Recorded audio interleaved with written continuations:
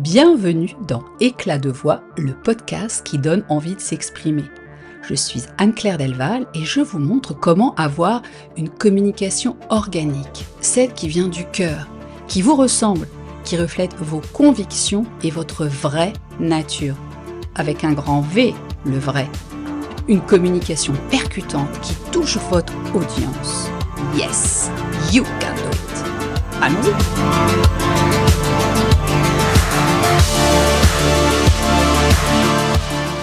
Chers amis, bonjour!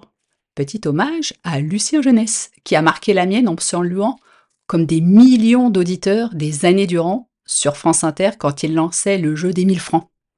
Et non, ce n'est pas has-been, c'est de la culture populaire, non mais. Ce petit aparté introductif clos, entamons plus sérieusement cet épisode. Pour être très sincère avec vous, je me demandais comment j'allais bien pouvoir commencer. Parce que c'est vaste comme sujet, la communication, la prise de parole, l'expression. Je me triturais l'esprit. Qu'est-ce qui peut bien intéresser en priorité et a priori mon public cible? Ping! Ma niche, wouf wouf, mon persona. Vous savez, c'est le petit nom donné à un personnage virtuel supposé incarner la fameuse cible suscitée. Pas facile à dire. Ce qui est drôle, c'est que si on quitte le monde du marketing pour celui de Jung, la notion de persona se réfère au masque derrière lequel nous nous dissimulons tous pour répondre aux exigences sociales et faciliter notre mise en relation avec autrui. Alors ça me fait bien sourire parce que finalement, en y regardant de plus près, on fonderait donc des hypothèses de vente sur des masques. Ok, je plaisante, mesdames, messieurs les marketeurs. Quoique. Bref, cette digression pour vous dire que j'étais en pleine tergiversation cérébrale pour décider par quel bout aborder la chose, quand la solution est venue d'une amie qui, le jour du lancement d'Éclat de voix, me pose cette question. Comment être entendu tout en étant discret? Bam! Merci Émilie, parce que tu as fait coup double, sujet et titre du podcast. Merci beaucoup. Voilà qui peut sembler bien paradoxal, être entendu tout en étant discret, antinamique, voire contradictoire de prime abord. J'aime bien les expressions de crâneuse. Mais en y regardant de plus près, toutes les situations dans la vie contiennent cette a priori opposition, ce fameux et indétrônable yin-yang, le tout dans le tout. Oui, la discrétion contient de l'exposition et vice-versa, tout comme l'ombre et la lumière. Je vous fais un bref rappel, en me référant à la présentation du yin-yang proposée par la Bouddhisme Université. Il fait partie intégrante de la philosophie chinoise. Il définit la double nature des choses. Chacun des deux aspects opposés et complémentaires de tout ce qui existe et dont l'alternance, l'interaction permanente, produisent la vie, forment le grand principe de l'ordre universel, dit encore Tao. Ce concept existerait depuis au moins le IIIe siècle avant notre ère. Pas jeune, mais toujours aussi frais. Et il a 5 aspects de base qu'il définissent. 1. Il n'est pas absolu. 2. Il n'est pas statique. 3. Yin et Yang forment un tout.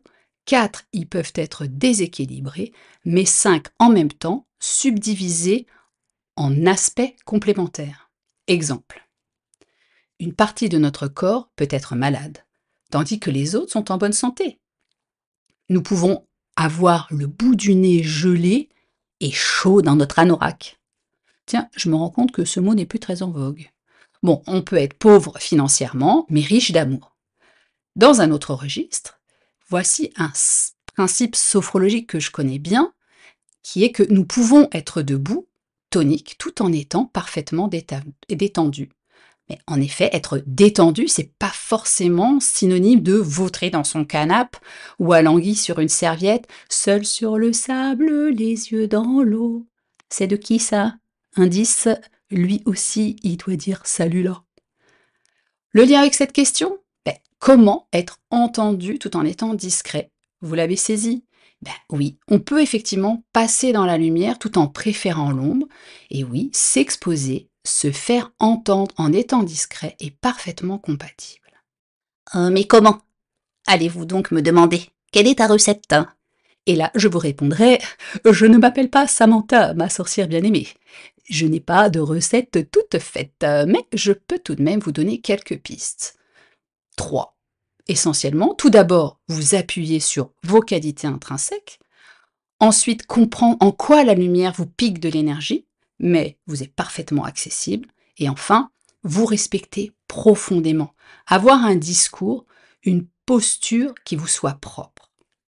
Avant d'aller plus loin, s'il vous plaît, dépassons le cliché de l'entrepreneur confianteux, très éloquenteux et charismatique au même titre que celui de l'acteur, parfois même la star, qui ne serait qu'extraverti.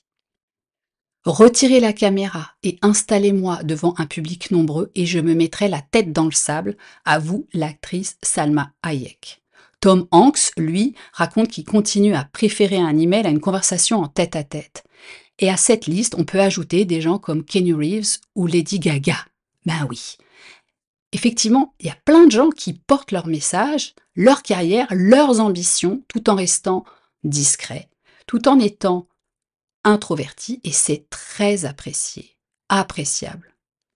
En 2020, la compagnie Myers-Briggs, qui est autrice du fameux test MBTI, a établi une proportion de 56,8% de personnes qui préfèrent un mode de vie introverti, ce qui recoupe d'ailleurs le chiffre de 50% qui avait été établi en 2019 par une étude menée à l'Université de Caroline du Sud aux États-Unis. Alors pourquoi est-ce que je vous parle d'introversion?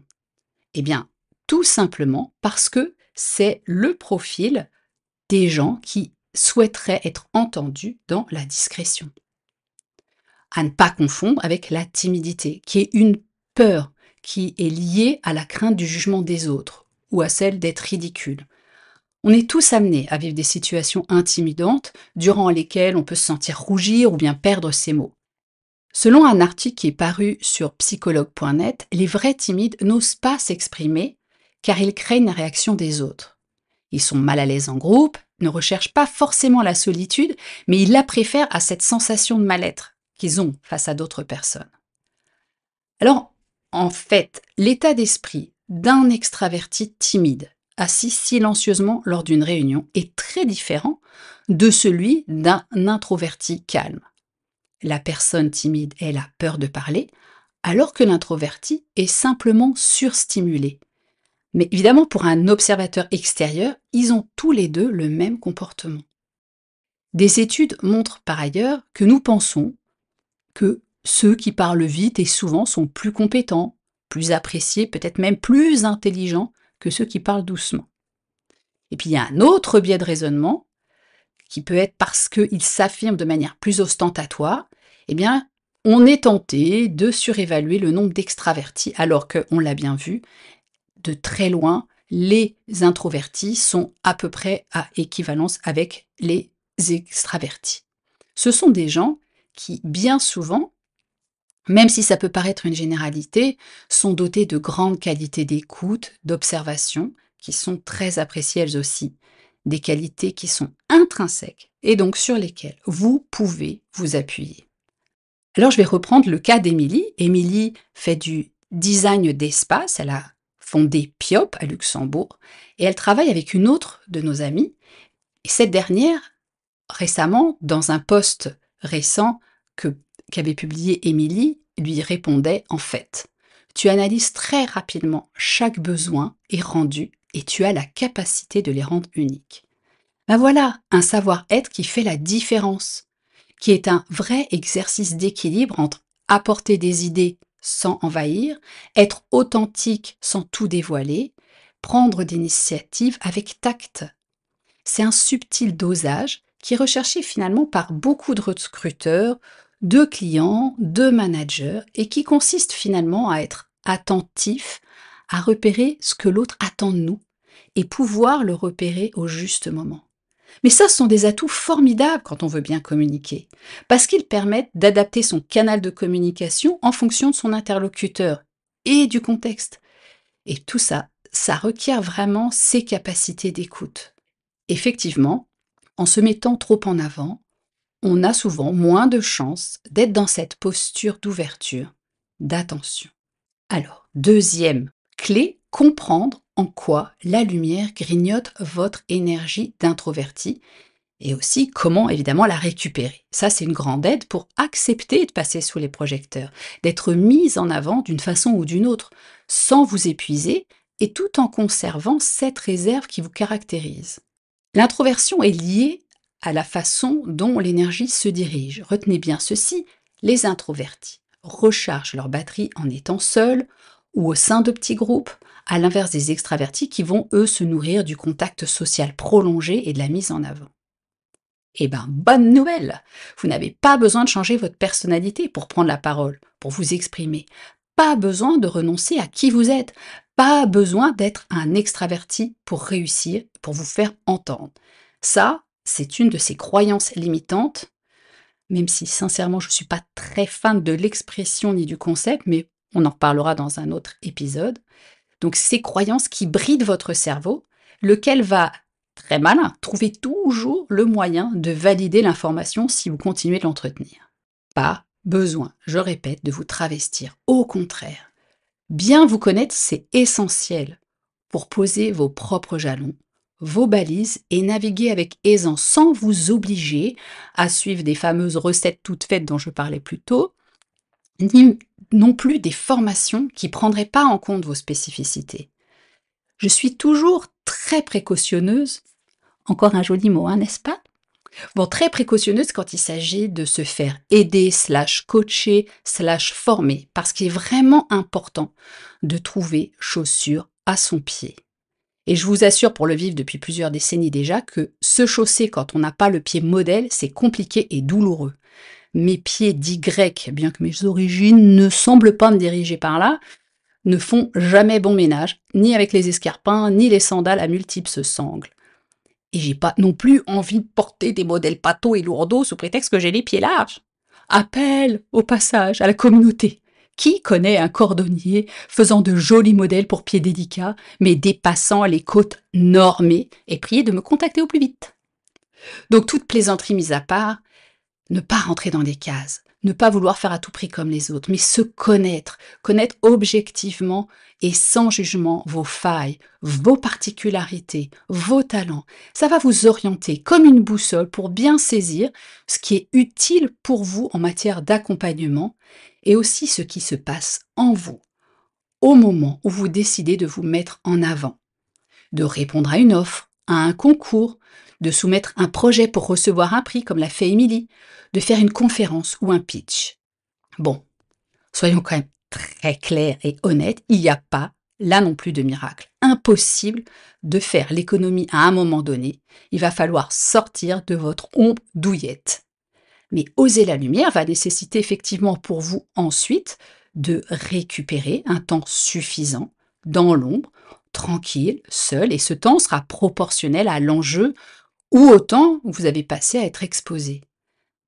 C'est un temps durant lequel vous faites ce qui vous recharge. Ça peut être créer, vous perdre dans vos pensées, flotter dans votre imaginaire, peu importe.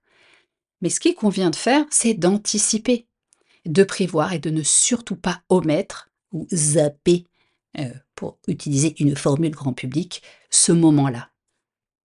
Et Jennifer B. Kahnweiler, qui est une conférencière et coach de renommée internationale, spécialisée dans l'accompagnement des leaders introvertis, écrit dans son livre qui s'appelle Le pouvoir de la discrétion, comment transformer la discrétion en atout. Je vous mettrai les références dans les notes de l'épisode. Donc elle écrit: je suis maintenant convaincue que les introvertis peuvent exercer une influence énorme dès lors qu'ils cessent d'essayer de se comporter en extravertis et qu'au lieu de cela, ils exploitent pleinement leur force tranquille, naturelle. Mais c'est exactement ça, c'est ce que je vous dis depuis le début de l'épisode. Et vous pouvez l'écrire en gros, en gras, souligné, sur votre ordi, dans un cahier, sur un mur, bref, où vous voulez. Être discret ou introverti n'empêche pas d'être éloquent et encore moins puissant. Alors, si vous ressentez le besoin de valider que vous êtes ou pas introverti, si vous avez besoin d'être certain de la manière dont vous fonctionnez mais je suis certaine qu'au fond de vous, vous la connaissez pertinemment. Je vous parlais tout à l'heure du test MBTI, qui n'est pas vraiment la panacée selon moi, mais qui peut vous éclairer sur cette orientation intro-extra. Gardez bien à l'esprit en le faisant que c'est une image, qui est peu nette d'ailleurs et qui est valable à un instant T, mais que tout étant sujet à modification et changement dans nos vies, ce n'est qu'un indicateur. On peut être introverti et tendre vers plus d'extraversion, ou inversement, en fonction des situations. Donc, encore une fois, s'il vous plaît, ne vous enfermez pas dans une fichue case et ne vous définissez pas une bonne fois pour toutes. Le dernier point que je voulais aborder dans cet épisode, c'est une fois que vous avez pris une fois que vous avez pris conscience de votre fonctionnement, mais respectez-vous profondément. Ayez un discours, une posture qui vous soit propre, pas sorti tout droit d'un chat GPT ni de la reproduction d'un autre. Utilisez vos mots. Exprimez votre savoir à votre façon. Retrouvez votre lien au cœur, celui qui bat pour votre cause, celle que vous avez tellement envie de défendre, avant même de la vendre, celle qui vous fait vibrer, qui vous rend attrayant, différent. Oui, ya, yo en luxo ou yes en anglais, vous pouvez être ouvert et communicant tout en étant discret. Et mieux encore, le discret, lui, ne cherche pas à se faire mousser ou à être aimé pour ce qu'il va dire. Et ça, c'est vraiment reposant et agréable pour celui qui va recevoir le message. En outre, le discret tombe rarement dans l'écueil de se faire valoir au détriment de l'intérêt commun, de ses clients ou de l'entreprise qu'il représente. J'ajouterais même que la discrétion n'empêche pas la présence. Mais alors pas une présence qui appelle les regards, la reconnaissance, plutôt une présence de ce qui se passe autour de soi. Et là aussi, encore une fois, c'est vraiment un atout dans nos sociétés qui foncent vers le bling-bling, le tout brillant qui saute aux yeux, mais qui est parfois très creux finalement. Vous savez vraiment parler de ce qui vous passionne. N'en rajoutez pas des tonnes pour noyer le poisson ou enrober le discours. Vous êtes à votre place et légitime. On a tous des souvenirs ou des images dans la tête de ces piètres vendeurs, de discours tellement mielleux qui vous caressent tout le temps dans le sens du poil, qui sont faussement enthousiastes, ça finit par sonner faux, on n'adhère pas d'ailleurs. On sent l'arnaque à plein nez, ou du moins le peu de consistance derrière les paroles sucraillées. Bon, ok, ce mot est une invention familiale, mais il exprime bien ce que je veux dire. Ça me fait penser, vous savez, à ces gâteaux pas forcément excellents, mais qui croulent sous tous les décors en sucre, tous plus colorés les uns que les autres. C'est go go go, top ceci, top cela, ces excès de langage. Black. En tout cas, je dis pas qu'un gâteau ainsi décoré est forcément mauvais, ne vous méprenez pas. Je dis juste qu'il n'y a pas besoin d'en rajouter, d'en faire des tonnes, de se mettre en scène de manière criarde pour toucher son public, son auditoire ou son lectorat. On peut éviter de répéter à l'envi des formules toutes prêtes, des slogans clinquants et avoir des artifices inutiles. Les questions fondamentales à se poser à chaque étape sont de cet ordre. Parce que oui, évidemment, une ou deux fioritures, c'est bien aussi, il ne s'agit pas non plus d'être totalitaire en la matière. Mais la question est, est-ce que ça sert mon propos? Et puis aussi, et c'est pas la moindre des choses, est-ce que je suis à l'aise avec ça? Est-ce que ça me reflète vraiment? Est-ce que c'est vraiment moi?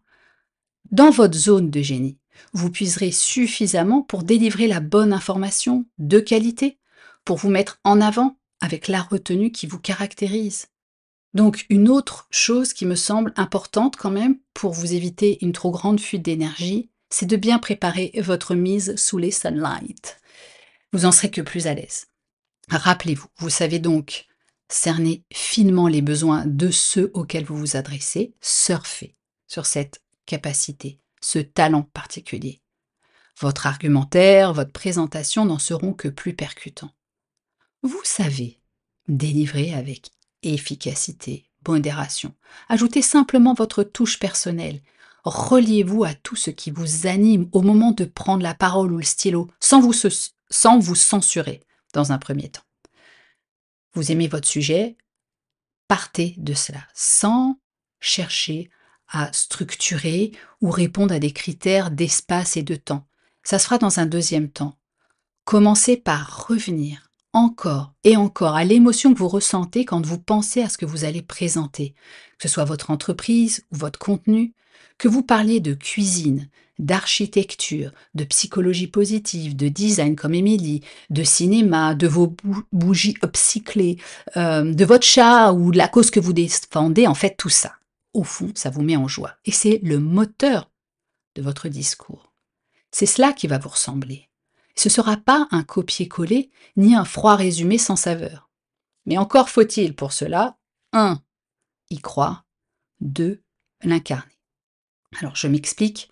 En gros, si vous vendez un énième programme pour perdre du poids à la veille des vacances parce que c'est marketingment correct, mais que vous auriez aussi bien pu vendre une nouvelle crème anti-rides ou la dernière tenue en vogue, vous êtes alors en mission remplir les caisses coûte que coûte. Ou alors vous êtes commercial, ce qui est une fonction particulière avec des compétences spécifiques, mais qui n'est pas l'objet ni le sujet du jour. Moi, je vous parle de votre activité propre ou de votre engagement. Dans ce cas, si vous vous dispersez, si votre discours est surfait, votre ton identique, quoi que vous proposiez, très vite, votre crédibilité va être remise en cause. Bien sûr, évidemment qu'il peut être bon et surtout pas interdit d'avoir différentes activités. J'en sais quelque chose. Bien sûr que ce serait réducteur de se limiter à un domaine quand on est curieux ou qui nous font rebondir après un Covid ou autre épreuve dans notre business, mais, toujours ces fameux mais, ce qui compte, c'est votre réel intérêt pour ce que vous faites, que ça fasse du sens pour vous. Sinon, c'est du bidon. Je suis assez fière de celle-là.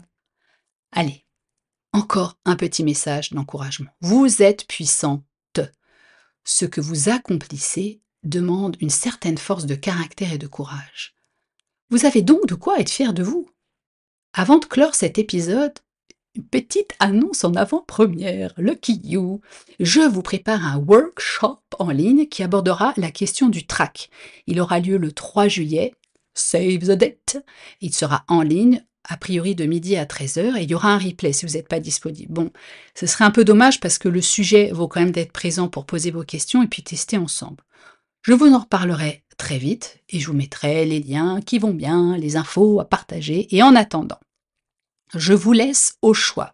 Et vous pouvez cocher toutes les cases, mettre des étoiles, glisser des commentaires sur la plateforme de votre choix, pour qu'Éclat de voix prenne son élan. Me contacter si vous avez envie que j'aborde un sujet en particulier, si vous avez une question ou si vous aimeriez venir causer au micro. Pour ça, j'ai tout ce qu'il faut.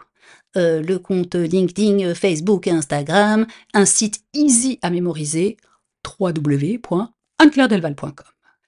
Partager et faire connaître Éclat de voix un maximum. Je vous remercie.